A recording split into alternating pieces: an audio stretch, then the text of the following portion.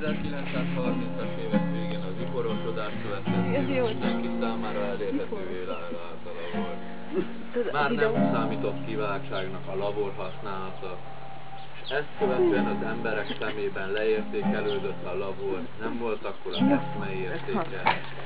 Addig csupán egy státuszszimbólum volt az emberek szemében, de ezt követően a labor kultusza kihalt az emberekből, és átvette a helyét elektromos szódagép.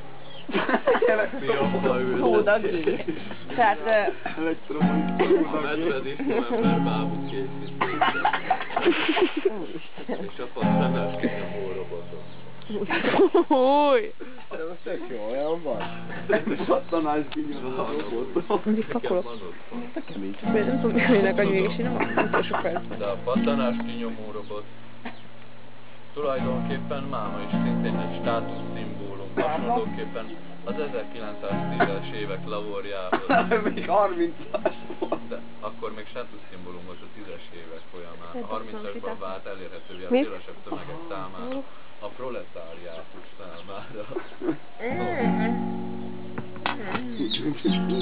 Tényleg megvan a következő témakör, megvan a globális felmelegedés.